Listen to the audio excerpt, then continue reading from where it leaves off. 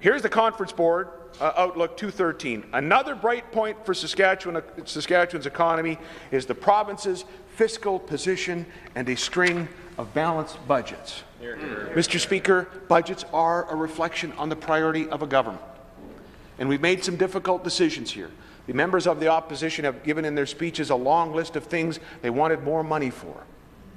The Leader of the Opposition says, you don't look for efficiencies in health. Actually, even though when he was campaigning for the Leader, he said that he would look for efficiencies in health. It's one of the problems I think he's having there in terms of just the number of positions on any given issue. But they've said, don't look for efficiencies in health. Give more money to universities. Give more money to all the education partners. They've identified in a speech a long list of wants and needs and demands that the NDP would like to give to the people of the province in the budget. But, Mr. Speaker, what they are missing is this basic fact, one that was never lost on Janice McKinnon. The best way to ensure sustainability of quality of life, the best way to ensure a government can afford to make those key investments going forward in the decades, not the months, but the decades ahead, is to balance your books and not borrow any money that actually will have to be paid back by your kids. They seem to have forgotten that basic fact. They have seemingly ignored and rejected what Romano and McKinnon knew and what they practiced. $5 billion debt. We saw, Mr. Speaker, in the federal campaign. Now, granted, that was when Mr. Lingenfelter was the leader. Now we have a new leader. We saw a platform that had $5 billion worth of promises there. Wow. That would have meant massive deficits and rising debt for Saskatchewan. And you know, Mr. Speaker, that included some ideas we didn't agree with, like a special deal for First Nations with respect to resource revenue sharing. Right. Mr. Speaker, we've had a chance in the budget debate, the perfect opportunity in the budget debate for the brand new leader of the NDP to say that those ideas were wrong, even though I helped write them. He signed it. Even though I wrote the tree booklet. That was Rooted and Growing, I think it was called. Even though he could say, yeah, here it is right here. I won't hold it up, but there it is. You know, by the way,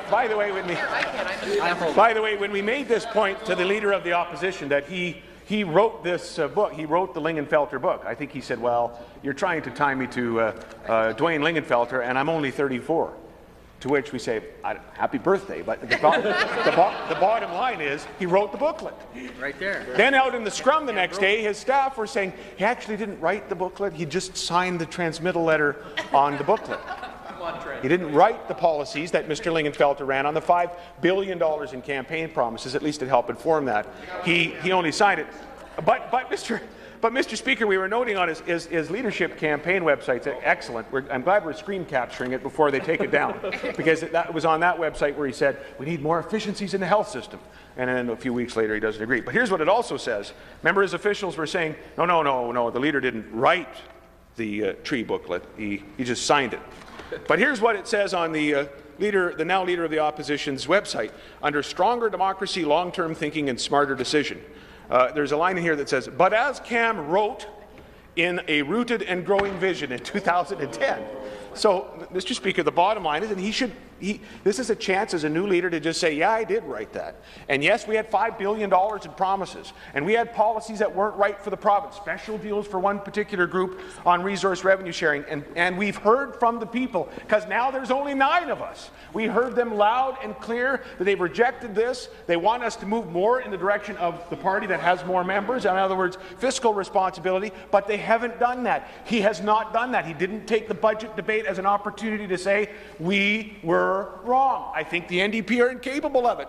They blame a snowstorm on election day. They blame the old leader. They blame, I'm not sure, all the other things that they blame. Part of it was the ideas that they were offering, Mr. Speaker. They weren't in line with what Saskatchewan people want. Saskatchewan people do want more money for post-secondary. They want more money for education. They would like to see more investments in healthcare. They want to see more in highways. But you know what, Mr. Speaker, the people of this province, first and foremost, their prime directive is live within your means, balance the budget. And these members haven't done that.